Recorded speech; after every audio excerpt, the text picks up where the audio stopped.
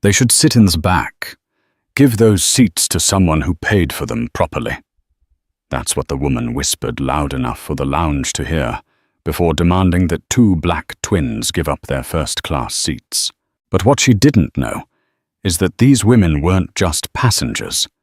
They were CEOs. And one of them had their father on speed dial. And 5 minutes later, that one phone call didn't just cost her a seat. It cost careers, contracts, and an entire firm's reputation. This isn't just a story about a plane. It's about karma, fueled by dignity, and delivered by daughters who knew their worth. A hush falls over the VIP lounge, the kind of quiet that's heavy with unspoken words. Two young women, identical twins, are asked to give up their first-class seats for a woman who believes her comfort is more important than their tickets. But this is no ordinary flight, and these are no ordinary passengers. In the next few minutes, a single phone call won't just change their travel plans. It will unleash a storm of consequences that will dismantle careers and expose a rot that runs deeper than anyone imagines. What happens when entitlement meets its match? Stick around, because this story of karma is just taking off. The hum of the Majestic Airlines VIP lounge at Hartsfield-Jackson Atlanta International Airport was a symphony of discreet privilege. The clinking of ice and glasses, the soft murmur of conversations about stock options and summer homes in the Hamptons, the whisper of expensive fabrics as people moved through the serene space. It was a world away from the controlled chaos of the main terminals. Seated in a pair of plush cream-colored armchairs near the expansive floor to ceiling windows were Maya and Nia Sterling. At 24, they were striking, identical twins. They shared the same high cheekbones, luminous dark skin, and eyes the color of rich dark chocolate. Their long, intricate braids were adorned with subtle gold cuffs that caught the light. Today they were dressed in casually luxurious travel attire, matching cashmere joggers and sweaters in a soft camel color, paired with pristine white sneakers that probably cost more than most people's monthly rent. They weren't just beautiful. They were brilliant. Both had graduated summa cum laude from Spelman College and had recently launched their own successful fintech startup, Kismet, an innovative app designed to promote financial literacy within underserved communities. This trip to London was a celebration and a business opportunity rolled into one. They were the keynote speakers at the Global Innovators Summit, a massive honor that would place their company on the international stage. Their journey had been meticulously planned.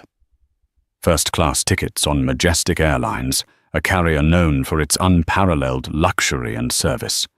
They had used the miles accumulated on their corporate cards, a satisfying testament to their hard work. The VIP lounge was just the first taste of the premium experience they had earned. Maya glanced at her watch, a sleek minimalist design that was a gift from their parents upon their graduation. "Boarding should start in about 20 minutes, she said, her voice a smooth, calm melody that was a perfect match for her sister's slightly higher, more energetic tone. Nia was scrolling through the final draft of their presentation on her tablet, her brow furrowed in concentration. "I just want to go over the section one more time. I have a feeling that question about blockchain integration is going to come up." "You've got this, Nye," Maya reassured her, reaching over to squeeze her sister's hand. "We've got on this." It was in this bubble of calm and focused anticipation that the first discordant note was struck. A woman, probably in her late 50s, with a helmet of perfectly coiffed blonde hair and a face that seemed permanently pinched in a look of mild disapproval, approached them. She was followed by a harridan-looking gate agent, a young man named Tom, whose name tag was slightly askew. The blonde woman, who we'll call Caroline, was dripping in designer logos. Her handbag was a classic and ostentatious Louis Vuitton. Her scarf was Burberry. Her shoes were Gucci, and her scent was a cloying floral that seemed to invade their personal space before she even spoke. "Excuse me," Caroline said, her voice carrying the sharp, imperious tone of someone long accustomed to getting her way. She wasn't addressing the twins directly, but rather speaking at them, her gaze fixed somewhere just above their heads. Maya and Naya looked up, their expressions neutral but questioning. The gate agent, Tom, cleared his throat nervously. "Ma'am," he began, addressing Caroline, as I explained. "The flight is fully booked. There are no other seats available in first class." Caroline waved a dismissive hand, a jangle of gold bracelets accompanying the gesture. "That's ridiculous. I am a Platinum Elite member.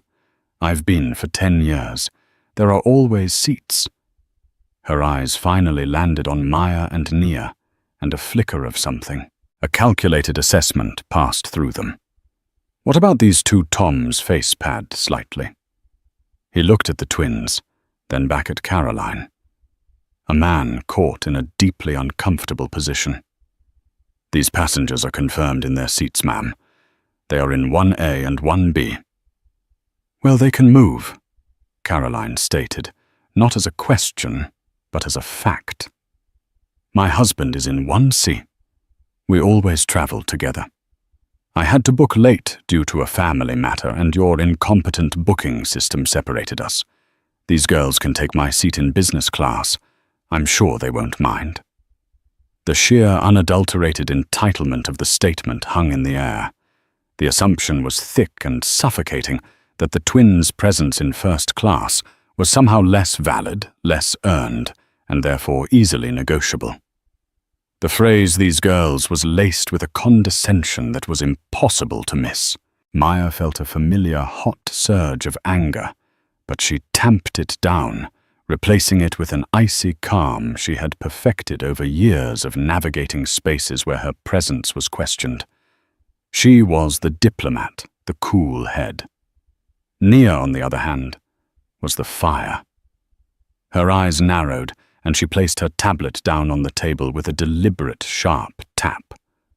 "I'm sorry," Nia said, her voice deceptively sweet. "But I think we do mind. We booked these specific seats months ago." Caroline's perfectly plucked eyebrows shot up. She seemed genuinely shocked that they had spoken, let alone disagreed. "Well, I'm sure Majestic Airlines can offer you some compensation. Some travel vouchers, perhaps. It's really no trouble." "It's a great deal of trouble, actually," Maya cut in. Her tone is smooth as silk, but with an underlying thread of steel. "We have work to do on the flight, and we specifically chose these seats for the space and privacy. We have no intention of moving." A tense silence descended. A few other passengers in the lounge were now watching the exchange with undisguised interest. Tom, the gate agent, looked like he wanted the floor to swallow him whole. He was out of his depth, a pawn in a game he didn't know the rules to. Caroline, however, was not one to be deterred. She turned her full attention to Tom, her voice dropping to a conspiratorial yet somehow still booming whisper. "Look, I don't want to make a scene, but this is a matter of customer loyalty. I spend hundreds of thousands of dollars with this airline. Are you really going to prioritize them over me?" She gestured vaguely toward the twins, as if they were pieces of furniture. The them was a clear line in the sand. It was an us versus them moment, and the unspoken criteria for each group were glaringly obvious. Tom, desperate to plate the Platinum Elite member, made a fatal error in judgment. He turned to Maya and Nia, his expression pleading. "Ladies, I understand your position. I really do. But Mrs. Harrington," he gestured to Caroline, "is one of our most valued customers. We would be incredibly grateful if you would consider her offer. We can provide you with a $500 travel voucher each for your inconvenience. The offer was insulting. It wasn't about the money. It was about the principle. They were being asked to shrink themselves, to make themselves smaller, to accommodate someone else's privilege. Naya let out a short, sharp laugh that was devoid of any humor. $500 to give up the seats we paid for, to be moved to a lower class, all to appease this woman's sense of entitlement. You must be joking. There's no need to be rude, young lady. Caroline sniffed, clutching her Vuitton bag as if it were a shield. Before the situation could escalate further, a second airline employee arrived. This was a woman in her 40s, her uniform crisp, her demeanor radiating a sense of authority that Tom sorely lacked. Her name tag read, Susan Pfizer, Lounge Supervisor. "Is there a problem here?" Susan asked, her sharp eyes taking in the scene. The flustered gate agent, the indignant Caroline, and the two composed but clearly resolute young women. Caroline immediately launched into her tale of woe, embellishing it with details of her husband's supposed anxiety about flying alone and her own delicate constitution, which required her to be seated at the very front of the plane. She painted a picture of a loyal customer being grievously mistreated. Susan listened patiently, her expression unreadable. When Caroline had finished, she didn't immediately turn to the twins. Instead, she addressed her junior colleague. "Tom, what does the system say?" It says, seats 1A and 1B are confirmed for Miss Maya Sterling and Miss Nia Sterling." He stammered, "and Mrs. Harrington is confirmed in 9D business class." "I see," Susan said. She then turned to Caroline, her voice polite but firm. "Mrs. Harrington, I'm sorry for the mix-up with your booking, but we cannot forcibly move ticketed passengers from their assigned seats. These ladies are in their correct seats, and that is final." For a moment it seemed like this would be the end of it. But Caroline was a woman who saw rules as mere suggestions, obstacles to be bulldozed. A venomous look crossed her face. She leaned in towards Susan, her voice a low hiss. "I know how this works," she seethed, her voice now dripping with malice. "You have your diversity quotas to meet. I'm sure it looks wonderful to have them sitting at the front. A real photo opportunity for your corporate brochures. But I am the one who actually keeps you in business. You would do well to remember that." The accusation, so vile and so baseless, sucked the air out of the immediate vicinity. It was a direct, ugly assault, not just on the twins, but on Susan's professional integrity.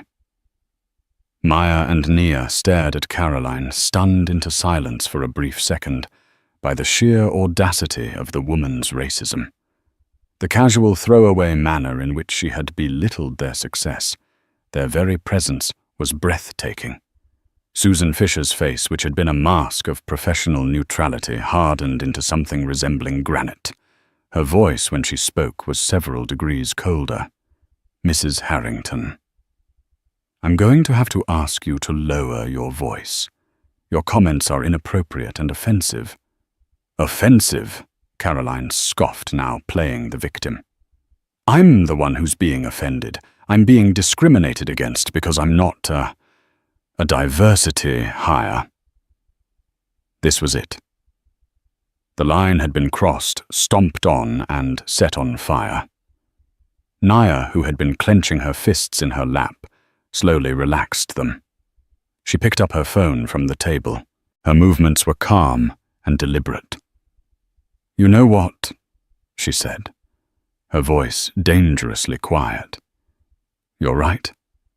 You are a valued customer, and as such I think you should take your complaints to the very top." Maya watched her twin, a slow smile spreading across her own face. She knew exactly what was coming. Caroline looked momentarily confused. That's exactly what I intend to do. I will be filing a formal complaint against all of you. No need to wait. Nia said, tapping a number into her phone. She put it on speaker for the entire, now silent lounge to hear. The phone rang once, twice, and then a deep, familiar voice answered. A voice that commanded attention, even through the small speaker. Nia, sweetheart. Everything okay? You're not supposed to be calling me right now. You're supposed to be sipping champagne, getting ready to conquer London. The twins. Father. Caroline rolled her eyes, a smirk playing on her lips. Oh, what's this, calling your daddy to complain? How adorable. Susan, the lounge supervisor, looked uneasy. She had defended the twins on principle, but bringing family into a customer service dispute was highly unorthodox. Nia ignored them both. Her eyes locked on Caroline's smug face. Hi, Dad. Sorry to bother you. We're having a small issue here at the airport in the Majestic Airlines VIP lounge. Majestic? Their father's voice sharpened with interest. What's the problem? Well, Nia began, her voice dripping with mock innocence. Maya and I were just asked to give up our first-class seats 1A and 1B. A woman here, a Mrs. Harrington, insists she's more important and that we should move to business class. There was a pause on the other end of the line, then a low chuckle. Is that so? And what reason did she give? Oh, the usual. Nia said, her gaze unwavering. That we were probably just a diversity initiative. That her money is what keeps the airline in business. The lounge supervisor, a Miss Fisher, tried to help, but Mrs. Harrington is persistent. She also mentioned something about our presence being a photo opportunity for the company's brochures.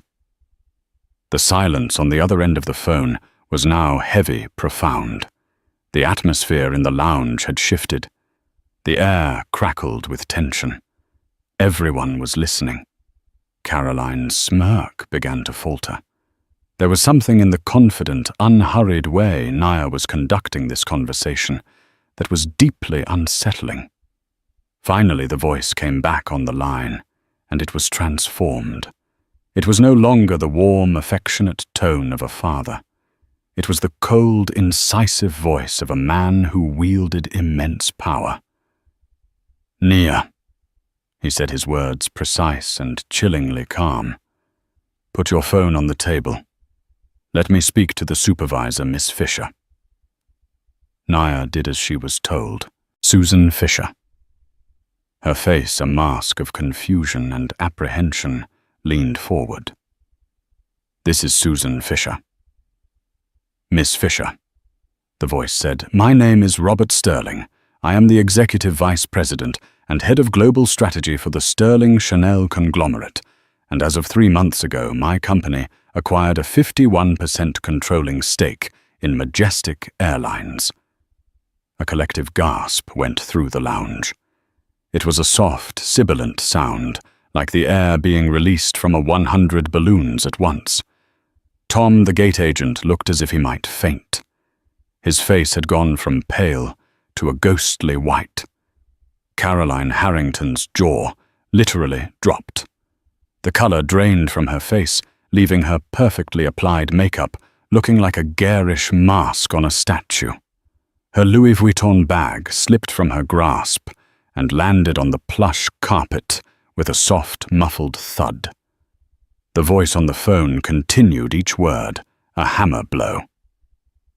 I personally oversaw the acquisition. I am, for all intents and purposes, your boss's boss's boss.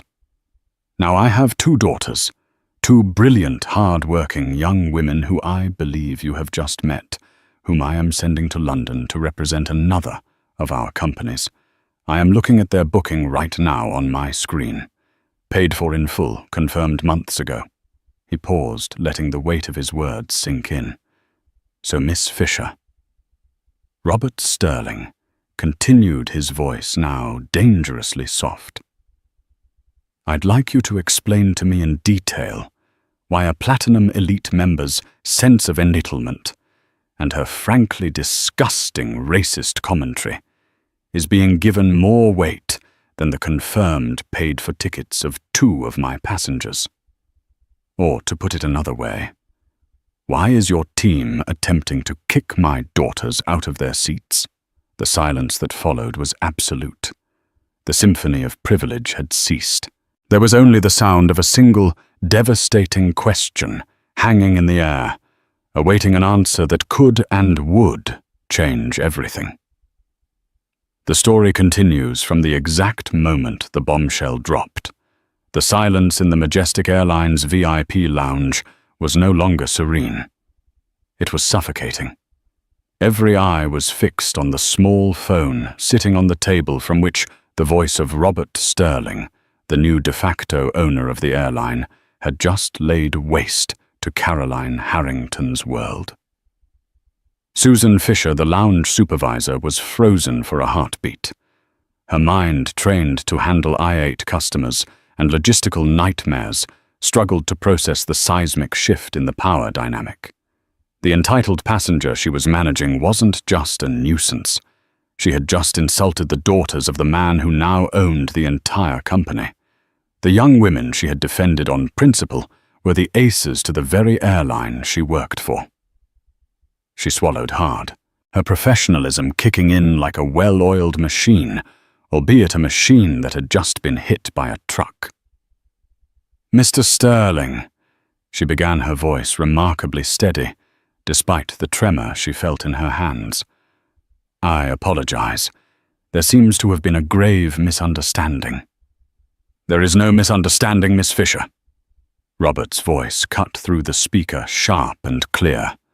I heard Mrs. Harrington's comments quite clearly repeated by my daughter. Diversity initiative, photo opportunity. Am I quoting that correctly? Susan's eyes flickered towards Caroline, who was now a pathetic tableau of shock. Her mouth was still agape, her face a blotchy canvas of red and white. She looked utterly deflated. The blustering entitlement replaced by a dawning, sickening horror. Yes, sir, Susan said, her voice barely a whisper. That is what she said. And your other employee? Tom Robert continued, his tone relentless. He offered my daughters a paltry $500 voucher to acquiesce to this woman's racist demands. Is that also correct, Tom, who had been trying to blend into the expensive wallpaper, flinched as if he'd been physically struck? All he could manage was a weak, terrified nod. I see, Robert said. The 2 words were laden with a finality that was terrifying. Miss Fisher, I want you to do 3 things for me right now. First, you will personally escort my daughters to their seats 1 and 1B, and ensure that their pre-flight experience is from this moment forward flawless. Second, you will inform Mrs. Harrington that her ticket on this flight has been cancelled, effective immediately.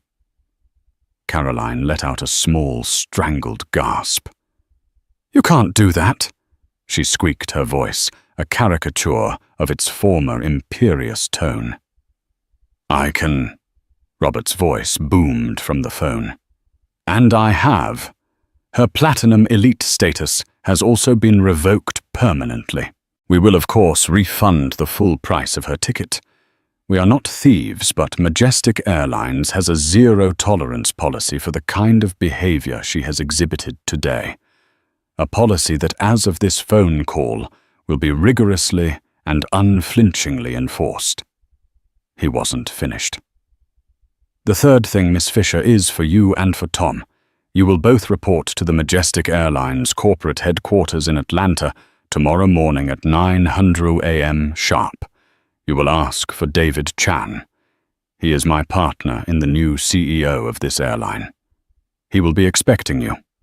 He will be conducting a full review of this incident and the customer service protocols at this lounge. The implication was clear. This was not just about one incident. This was about a systemic failure. Tom looked like he was about to be physically ill. Susan, however, straightened her back. She had been caught in the crossfire, but she had, however weakly, tried to do the right thing. She met the invisible gaze of the man on the phone with a flicker of defiance. "Mr. Sterling," she said, her voice gaining a sliver of its former strength. "I understand. We will be there." "Good," Robert said. His tone softened almost imperceptibly as he addressed his daughters. "Maya, Nia. I'm sorry this happened. This is not the standard I expect. This is not the company I am building. Go and enjoy your flight. We'll talk when you land. I love you both." "We love you too, Dad," Maya said softly, a mix of pride, shock, and relief washing over her. The call ended, plunging the lounge back into a thick, awkward silence. The drama was over, but the fallout was just beginning. Susan Fisher was the first to move. She turned to Caroline Harrington, her expression now a mixture of pity and professional disdain. "Mrs. Harrington," she said, her voice crisp, "I believe you heard the man. Your ticket has been cancelled. I must ask you to leave the lounge. A member of our staff will escort you to the main terminal, where you can make alternative travel arrangements." The fight had completely gone out of Caroline. The bluster, the arrogance, it had all evaporated. She was just a woman in a designer scarf, stripped of her assumed power, facing a very public and very brutal humiliation. She fumbled to pick up her handbag, her hands shaking. She didn't look at the twins. She couldn't. The weight of their calm, observant gazes was too much to bear. As a junior staff member gently but firmly guided a dazed Caroline out of the lounge, the other passengers who had been shamelessly eavesdropping quickly averted their eyes and went back to their drinks and their phones, pretending they hadn't just witnessed a corporate execution. Susan then turned to Maya and Nia, her face etched with a deep, professional regret. Miss Sterling," she said, addressing them with a newfound, profound respect. "I am so deeply sorry for what you just experienced. It was unprofessional, unacceptable, and I take full responsibility for the failure of my team." "It wasn't your fault, Miss Fisher," Maya said kindly. "You tried to de-escalate the situation, but I didn't do enough." Susan countered, her eyes filled with a genuine remorse. "I should have shut it down immediately. I was too concerned with placating a valued customer and not concerned enough with protecting two other equally valued customers from harassment." Nia, who had been silent throughout the latter part of the exchange, nodded slowly. "The problem is that the system is built to reward the loudest, most demanding voices. The Caroline Harringtons of the world are used to getting their way, because they scream until they do.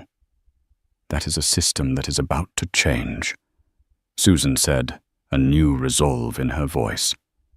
"I can assure you of that." She then personally escorted the twins from the lounge and down the jet bridge, bypassing the rest of the boarding passengers, with a quiet, "Please excuse us." As they stepped onto the aircraft, the cabin crew, who had clearly already received a message, greeted them with an almost reverential difference. "Welcome aboard, Miss Sterling." Miss Sterling, the purser said, her smile wood and genuine. "We're so honored to have you flying with us today. Please let me show you to your seats."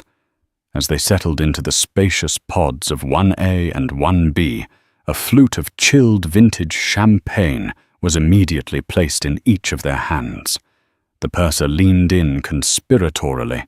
"Your father has already called ahead," she whispered. "He's upgraded the entire first-class cabin to the presidential service menu. The dumperan is on ice, and the chef is preparing the caviar service as we speak." Maya and Nia looked at each other over the rims of their glasses a silent communication passing between them. It was a strange, bittersweet victory. They had stood their ground, and the consequences for their antagonist had been swift and severe. But the incident had left a sour taste in their mouths. It was a stark reminder that for all their success, for all their brilliance and hard work, their right to occupy a space could still be questioned in the ugliest of terms. As the plane pushed back from the gate, Naya looked out the window. She saw a lone figure being escorted out of the terminal by airport security. It was Caroline Harrington. Her posture slumped her designer outfit, looking cheap and out of place in the harsh fluorescent lighting of the public concourse. It was a pathetic sight, but Naya felt no pity, only a grim satisfaction. Karma, she thought, was sometimes a direct flight. But the story didn't end there. The ripples from that phone call were just beginning to spread. The next morning, in a sleek, glass-walled office on the top floor of a skyscraper in downtown Atlanta, Susan Pfizer and a visibly trembling Tom sat across a massive mahogany desk from David Chan. Chanel was the other half of the Sterling Chanel conglomerate, where Robert Sterling was the visionary, the grand strategist. David Chan was the operator, the man who made the trains run on time, or in this case, the planes. He was a sharp, impeccably dressed man in his late 60s, with a reputation for being ruthless in his pursuit of efficiency and excellence. He had a tablet in front of him, which was playing the security footage from the VIP lounge. There was no audio, but the visuals were damning enough. They watched in silence as the entire drama unfolded. Caroline's aggressive approach, Tom's flustered appeasement, Susan's initial intervention, and finally the twins' calm, devastating phone call. When the video ended, Shan leaned back in his chair, his fingers steepled under his chin. He looked at the two employees before him. "I've read the preliminary report," he said, his voice quiet, but carrying an immense weight. "I've spoken to Robert, and I've reviewed the customer service records for this lounge for the past 6 months. He slid a thick binder across the desk. "This isn't the first time something like this has happened, is it, Miss Fisher? Not the racism, perhaps, but the pattern. Elite members throwing their weight around, junior staff being intimidated, other passengers being inconvenienced to plate the whims of your most valued customers." Susan's face was pale. She knew it was true. The culture of appeasement had been ingrained long before she became supervisor. It was part of the airline's DNA, a holdover from the previous ownership. "No, sir," she admitted. "It's not." "And you, Tom," Shano said, turning his piercing gaze on the young man. "Your record shows 2 similar incidents where you bumped confirmed passengers to accommodate last-minute requests from high-status members. You were following what you thought was unwritten policy, correct? Keep the big spenders happy at all costs." Tom could only nod his face, a picture of misery. "Yes, sir. I thought that's what I was supposed to do." "What you were supposed to do," Chanel said, his voice rising with a controlled anger, "was follow the rules. Treat every passenger with respect. A ticket is a contract, it is not a suggestion. The notion that a person's net worth or their loyalty status gives them the right to harass other passengers is obscene, and it ends today." He stood up and walked to the window, looking out over the sprawling city. "Robert and I didn't buy this airline as a vanity project. We bought it because we saw an opportunity to build the best damn airline in the world. And that doesn't just mean having the newest planes or the most comfortable seats. It means having the best service. And the best service is rooted in one thing: respect." He turned back to face them. "As of today, The entire management team at the Hartsfield-Jackson VIP Lounge is being replaced. You included Miss Fisher." Susan's heart sank. She had expected a reprimand, perhaps a demotion, but termination. However, Chanel continued, "You are not being fired from the company. Your actions yesterday, while not perfect, showed a glimmer of integrity. You stood up to Mrs. Harrington before you knew who the Sterling twins were. That shows character, and I can work with character." He looked at her intently. "I'm reassigning you. You're going to be in charge of rewriting the customer service training manual for our entire global network of VIP lounges. You're going to build a new curriculum from the ground up, a curriculum based on the principle of equitable treatment for all passengers. You will use the recording of yesterday's incident with the audio as the primary case study in your training modules. You're going to turn this disgusting event into a lesson that every single Majestic employee will learn from." Susan was stunned. It was a second chance, a bigger, more impactful role than the one she had lost. It was a chance to be part of the solution, not just a victim of the problem. "Thank you, sir," she said, her voice thick with emotion. "I won't let you down." Cho nodded. Then his gaze fell upon Tom. The young man braced himself for the inevitable. Tom Cho said, his voice softening slightly, "You're young, you're ambitious, and you made a mistake. You followed a toxic culture instead of your own moral compass. You are being let go from Majestic Airlines." Tom's shoulders slumped in defeat. But Shano added, "I'm a believer in teachable moments. I'm going to make a call to a friend of mine who runs a logistics company, a trucking company. They need dispatchers. It's a tough job, long hours, a lot of stress. But you'll learn about what it means to respect schedules, to treat every single delivery with the same level of importance. You'll learn that a contract is a contract. After a year, if you've proven yourself, you can reapply for a position at this airline in the cargo division, and you'll work your way back up the right way." It wasn't mercy. Not really. It was a form of corporate purgatory, a chance at redemption, but one that would be hard-earned. Tom, to his credit, accepted his fate with a newfound humility. "I understand, sir. Thank you." As Susan and Tom left the office, their futures irrevocably altered. David Chan picked up his phone. He had one more call to make. He dialed the number for the legal department. "It's Chan," he said. "That incident yesterday, the passenger, Caroline Harrington." "Yes, her. I want you to draft a letter to her husband. He's a senior partner at the law firm of Sullivan and Cromwell. Isn't he one of our primary legal counsels for corporate acquisitions?"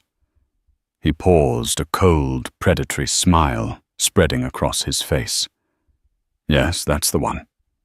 I want the letter to inform him that due to the deeply unprofessional and reputationally damaging actions of his wife towards members of our board, we will be terminating our multi-million-dollar retainer with his firm effective immediately.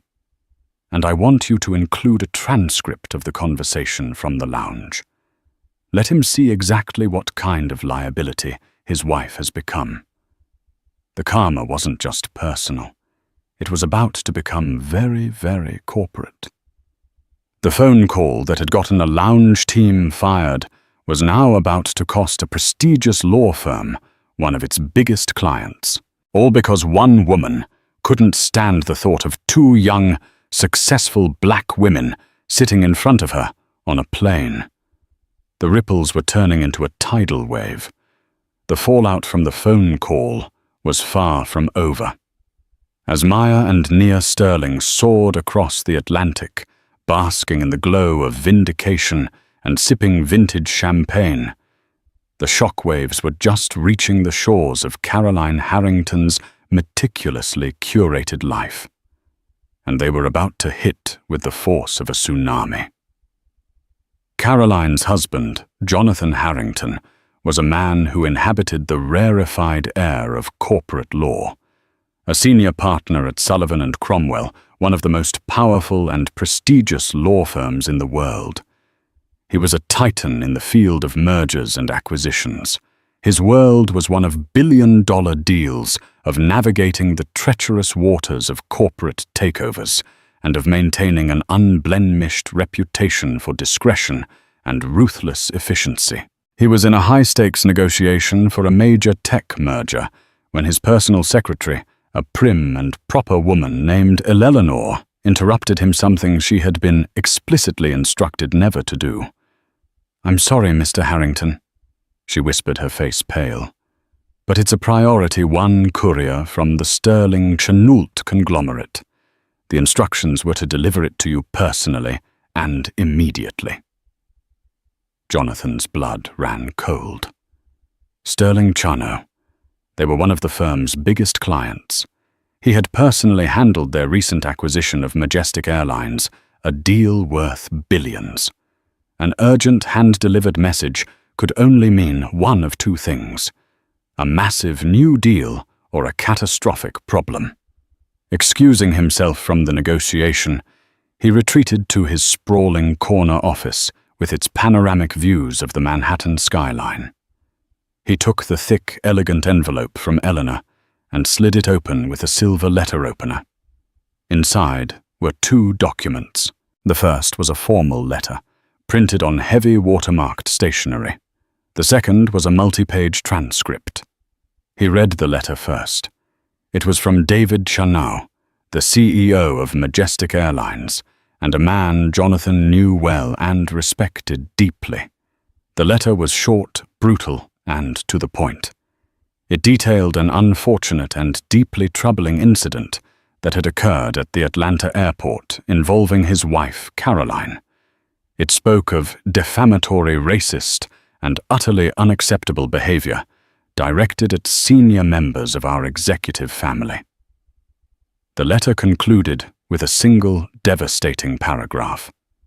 "Given the egregious nature of this incident and the direct reputational risk it poses to our brand and our leadership, we find that we can no longer in good conscience maintain a professional relationship with a firm whose senior partnership includes an individual so closely associated with such behavior.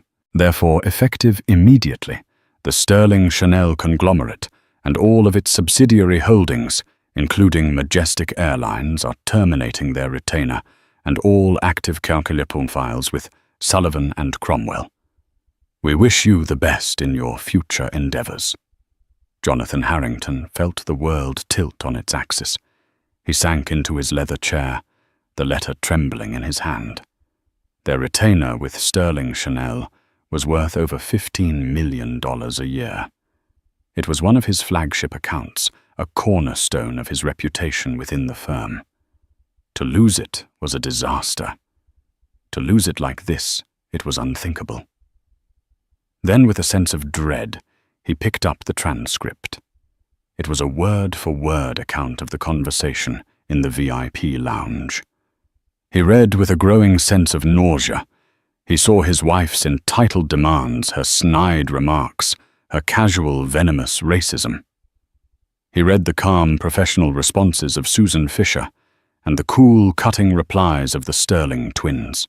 He saw the name of their father, Robert Sterling, and the pieces clicked into place with a horrifying, sickening finality. His wife hadn't just insulted 2 random passengers. She had picked a fight with the daughters of the man who had just become one of the most powerful figures in global business, a man Jonathan had spent months courting and advising. She hadn't just been rude. She had taken a wrecking ball to his career. The phone on his desk buzzed. It was the managing partner of the firm, a man whose wrath was legendary. Jonathan answered it, his hand still shaking. "My office now," was all the man said before hanging up. The walk from his office to the managing partners felt like the final mile of a condemned man. The news had clearly already ripped through the firm's upper echelons. When he entered, the entire executive committee was there, their faces grim and unforgiving. The letter from Chan was on the conference table, a damning indictment at the center of the room. There was no negotiation. There was no discussion. It was a swift, brutal amputation. "We've seen the letter, Jonathan," the managing partner said, his voice devoid of any warmth. "We've seen the transcript.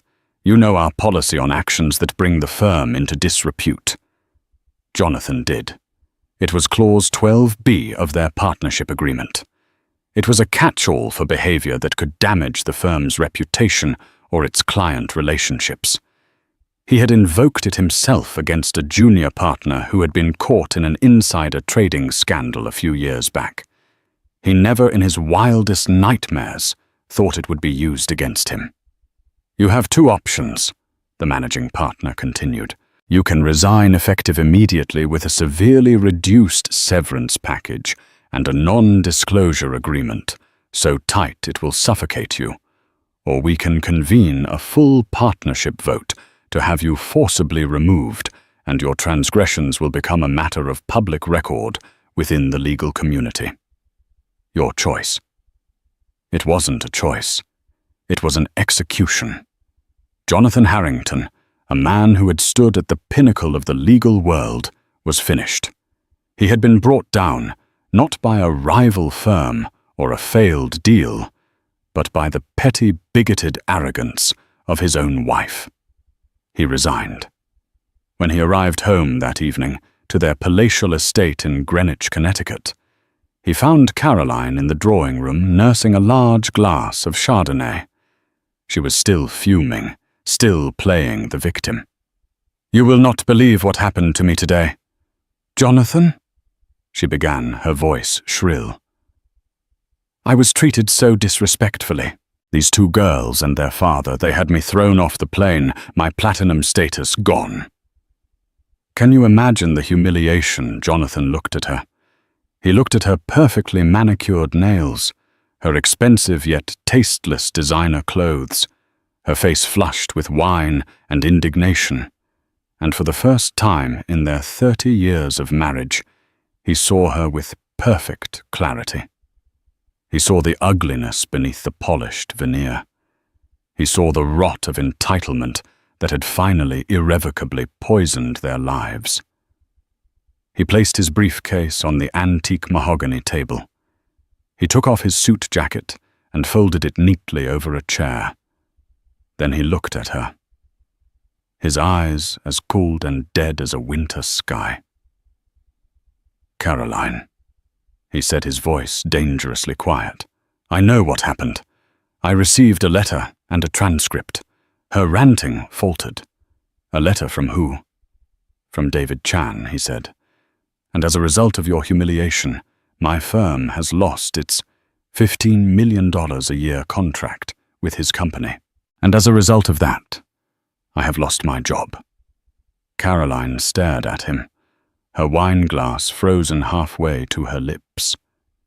What are you talking about?"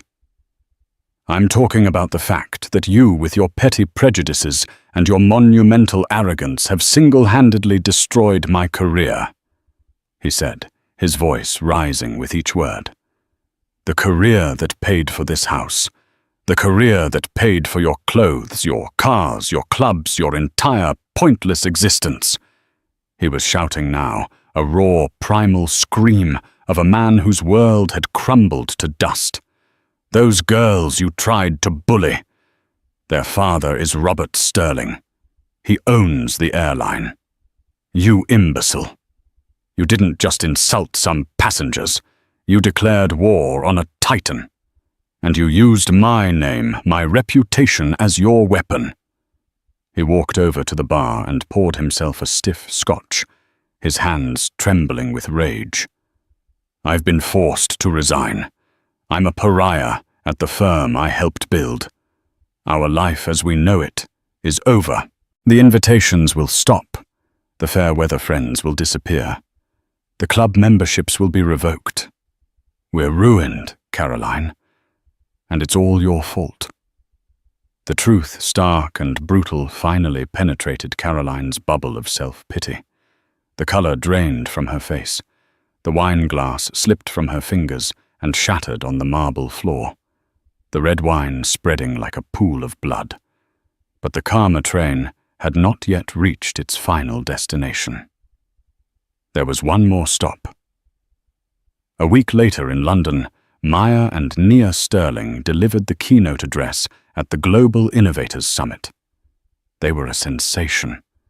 Their presentation on Kismet and the future of inclusive financial technology was met with a thunderous standing ovation. They were confident, articulate, and brilliant. They fielded questions from the world's top venture capitalists and tech journalists with an ease and intelligence that belied their years. After the summit, they were approached by a representative from the philanthropic arm of the Sterling Cho conglomerate. Their father and David Shano had been so impressed by their vision and so appalled by the incident at the airport that they had decided to act. The board has approved a new initiative, the representative explained. It's called the Majestic Grant for Emerging Innovators. It's a $10 million fund to support startups founded by women and people of color. And we would like you two to be on the selection committee. Maya and Nia were speechless. It was an incredible opportunity, a chance to pay their success forward on a massive scale. But there was more. The representative smiled. Furthermore, Majestic Airlines is launching a new advertising campaign. The theme is the new face of first class. It's about celebrating the diverse, brilliant, and accomplished people who fly with us. It's about showing that luxury and success are not the exclusive domain of one type of person. She slid a portfolio across the table. Inside were the mock-ups for the campaign.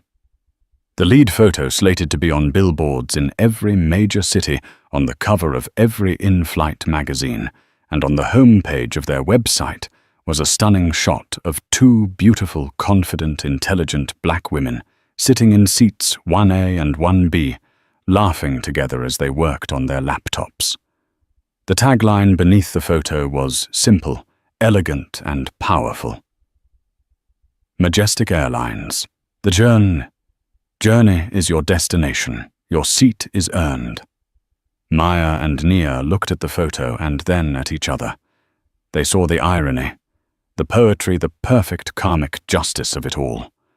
The very thing Caroline Harrington had so maliciously accused them of being a photo opportunity for a corporate brochure had become a reality. But it wasn't a token gesture. It was a statement. It was a paradigm shift broadcast to the world. Their image would now be the symbol of the new Majestic Airlines, a brand that stood not for exclusionary privilege, but for earned inclusive excellence. Caroline Harrington had tried to have them removed from the front of the plane. Instead, they had become the face of the entire airline.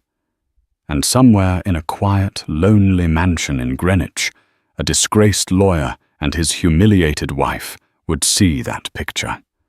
They would see it online in newspapers, on television. They would be unable to escape it. And every time they saw the radiant, successful faces of Maya and Nia Sterling, they would be reminded of the day that a single, hateful act of prejudice had brought their entire world crashing down. The phone call hadn't just gotten a team fired. It had dismantled an empire of entitlement, and in its place, it had built a monument to justice. This story is a powerful reminder that the world is changing. The old guards of entitlement and prejudice are finding that their privilege is no longer a shield. It's a story about standing your ground, knowing your worth, and the incredible, often poetic ways that karma can balance the scales. The actions of one woman steeped in arrogance created a ripple effect that she could never have imagined, proving that true power isn't about the status you inherit, but the character you show. If this story resonated with you, if you believe in the power of karma and the importance of standing up against injustice. Please hit that like button. Share this video with someone who needs to hear it, and subscribe to the channel for more true life stories of drama twists and ultimate justice.